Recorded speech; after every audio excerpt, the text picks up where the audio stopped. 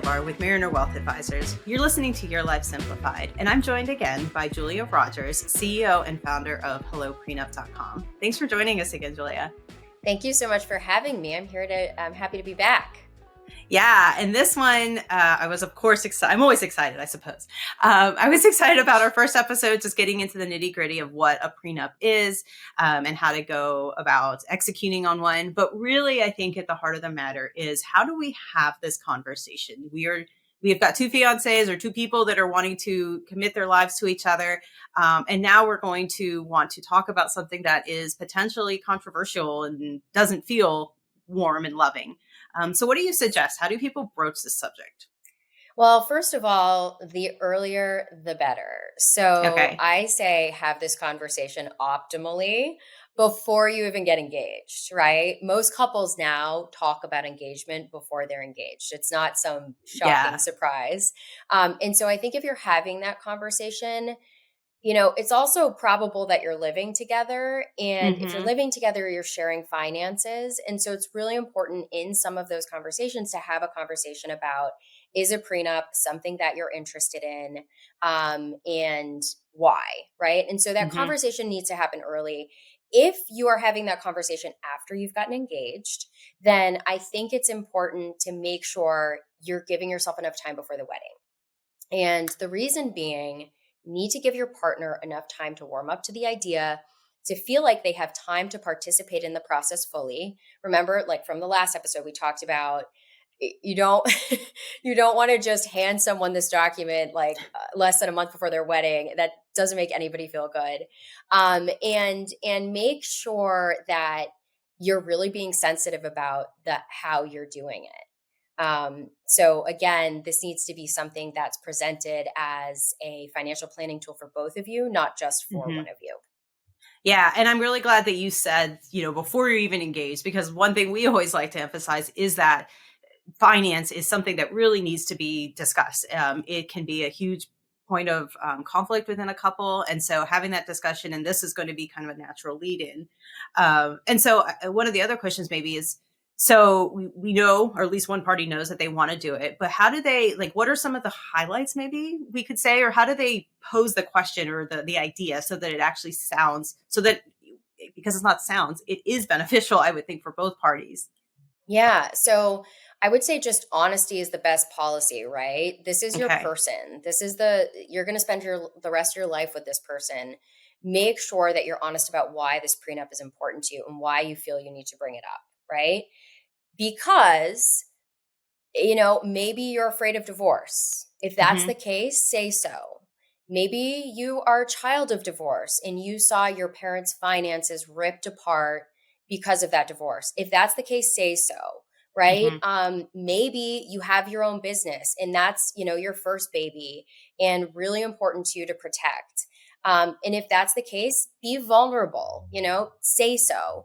And I think that when people enter these conversations with a true sense of vulnerability, the other party tends to react better because they don't have to go on the defensive. It's not mine versus yours. It's not, I'm handing you this document that my lawyer drafted, and now you better get on your game and go hire a lawyer and negotiate, right? This is why I'm thinking about this. This is why it's important to me. How can we work together to create this document? Yeah. And I think one thing I had heard once, and maybe it was in our previous conversation, but just, being in a marriage for financial reasons, I don't want to leave because of the finances, that I will be left alone. I feel like if we can remove that just makes the marriage about our relationship and, the love, I suppose, that exists within that. Would you agree? I do agree. And I think prenups are really romantic for that reason, right? Yeah. You're saying basically like, I want to talk to you about the really tough stuff first because I want this relationship to work out. There's some stat out there that couples who have a prenup are more likely to stay together. And I think that's really logical because, money is the number one reason for divorce in the United States. If you're removing that, then you're removing many of the obstacles that you're going to face as a couple.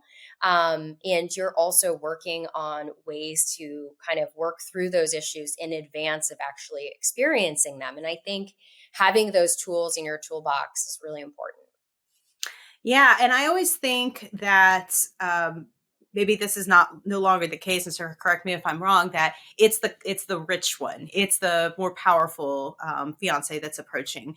But we can also, we talked a little bit about this. There is a protection that also can be offered to the less powerful, less wealthy fiance. Is that all that correct? Yes. I think that, it's so important to remember that historically prenups have been looked at as a tool to protect the wealthier man in the relationship Hmm. who's marrying this young woman who has less power and may just be trying to steal his money. I mean, Mm, there's so many issues that I have with that, but that's immediately what people think. right. When really prenups can be just the opposite. You can write in provisions and clauses in prenups that help protect both sides, or explicitly help protect the party with less money. So, Hmm. for example, I mean, you can write in, upon a certain wedding date, the wealthier spouse transfers to the less wealthy spouse to their own individual bank account X amount of money. Or you can say Hmm. that, if at 10 years, there is less than X amount in the marital estate, but there is more than X amount in one party's account, then that party needs to transfer X amount to the marital estate or to the other party to even things out. So you can get really creative. Hmm. And I mean, I'm on a tangent here, but this is like my favorite topic. Sunset clauses are great too. They say that at a certain Okay. date, the prenup expires. And Oh. sometimes that makes both parties feel a little bit more comfortable with the Hmm. concept in general.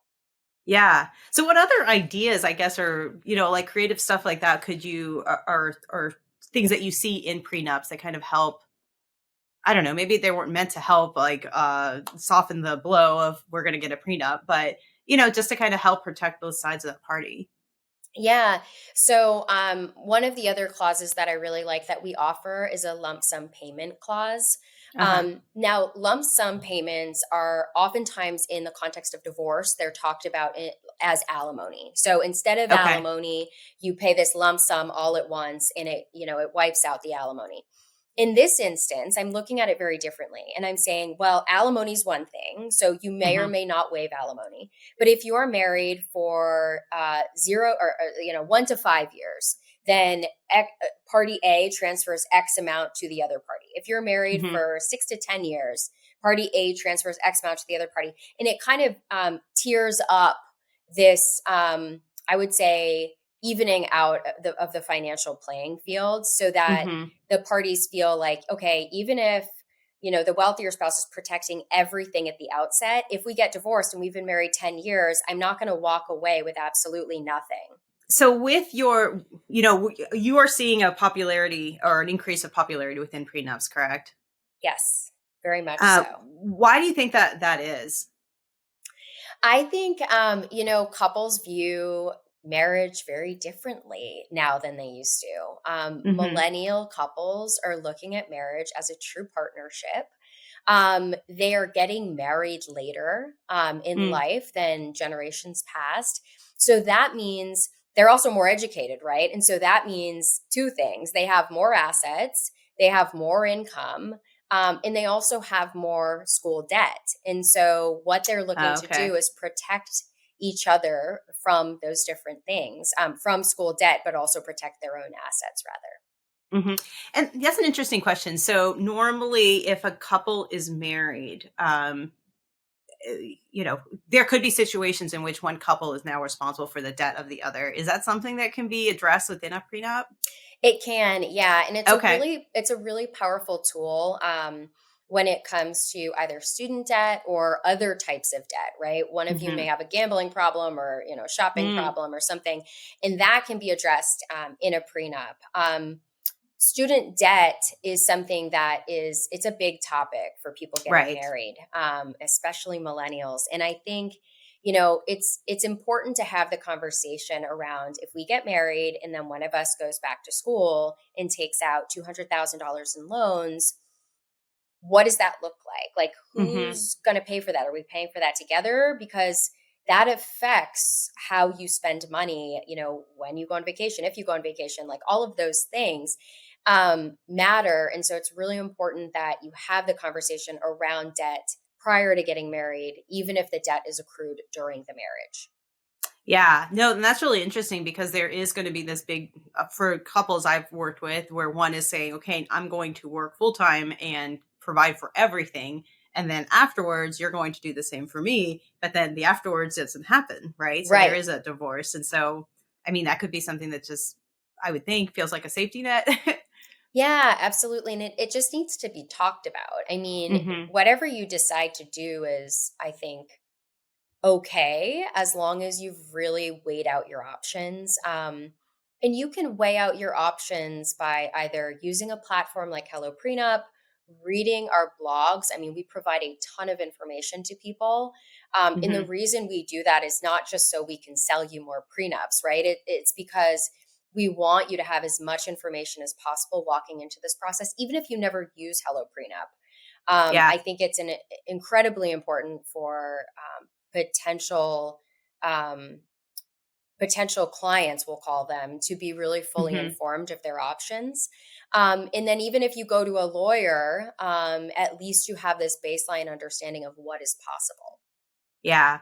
And so it sounds like, when you are going to have this conversation, one, you're going to be vulnerable and you're going to be honest. But I think just having that done your research ahead of time and just understanding, okay, these are some ideas of clauses that could be beneficial for you, dear fiance.